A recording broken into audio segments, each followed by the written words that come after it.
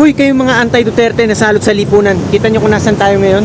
Napakaganda dito sa Singapore. Yan, no? Yung mga naglalaki yan, nagtataas ang mga busali na yan. Yan ay resibo o ebidensya kung gaano kaganda ang ekonomiya dito. Kung gaano pinagtitiwalaan ng mga multinational companies, ng mga malalaking investors ang bansang Singapore.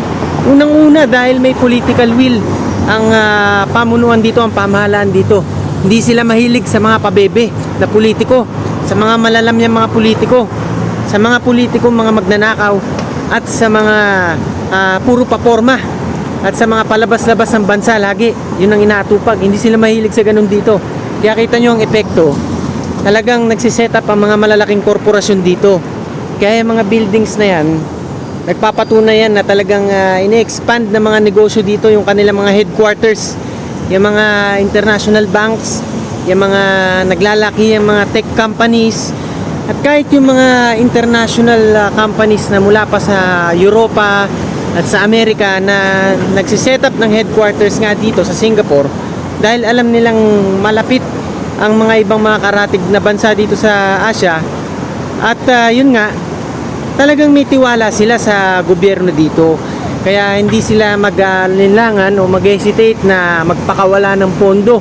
At yan nga, mag-set up ng kanilang mga headquarters dahil alam nilang hindi masasayang ang kanilang mga investment. Dahil nga hindi tulad dyan sa Pilipinas na napakabulok, bulok ang administrasyon, sino magtitiwala? Kaya ikwento ko rin sa inyo, narinig ko dun sa interview ni Senator Rodante Marcoleta dun sa Net25 kanina lang. Yun nga, sinabi rin niya na pangalawa sa pinakakulelat ang ating bansa sa mga pinagtitiwala mga leader, no? Ang pinakahuli, alam nyo na, ang Myanmar. Nabanggit ko na yan dati sa inyo eh. Unang-una dahil may civil war nga doon. Kalaban ng gobyerno ang tao mismo. So, acceptable ba na ang sumunod doon ay ang Pilipinas? Sa dinami-dami ng mga bansa sa Southeast Asia, tayong pangalawang pinakakulelat.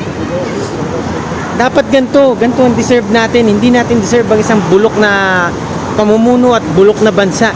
At yung kinatatakutan tayo ng mga investor ngayon dahil sa nangyayaring political instability, dahil nakikita ng mga investors na mahinang klase ang pamumuno ngayon, weak leadership, at walang kwenta yan ang mga naiisip nila. Kaya syempre nag-aalisan yung iba, at yung iba talagang hindi na kinukonsidera na mag-set up pa ng kanilang mga kumpanya sa Pilipinas, which translates to less jobs para sa mga Pilipino, kawalan ng oportunidad sa mga bagong graduates natin. Dahil syempre yan, pagkakonti lang ang mga negosyo, yung mga restaurant, yung mga malls o mga negosyong pagmamayari ng mga foreigner, syempre bawas din ng opportunity, job opportunities sa mga Pilipino.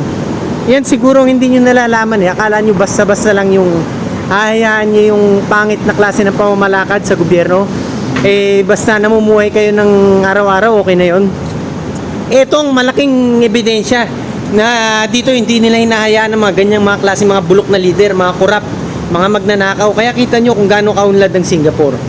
Pangarap natin na makasabay din tayo sa Singapore, makabalik ulit, dahil dati naman talaga mas mayaman ng Pilipinas kaysa sa Singapore.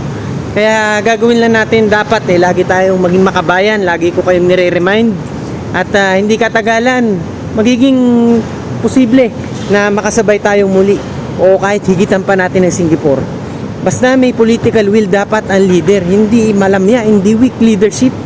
So hanggang dito muna tayo mga Kanoypi. Hanggang sa muli, ang inyong pinakasiga sa mga siga, Tigasing Noypi. Naman sa mga tulong mga tulong na ibinibigay natin, walang trabaho ngayon. Trabaho? Doon sa nakita Saan nga? natin. Saan? Maano? Masama tayo sa... Ba't kami masasama dyan? Ikaw lang. Ano? Doon sa yung mga yung mga nakita Saan natin. nga? Wala.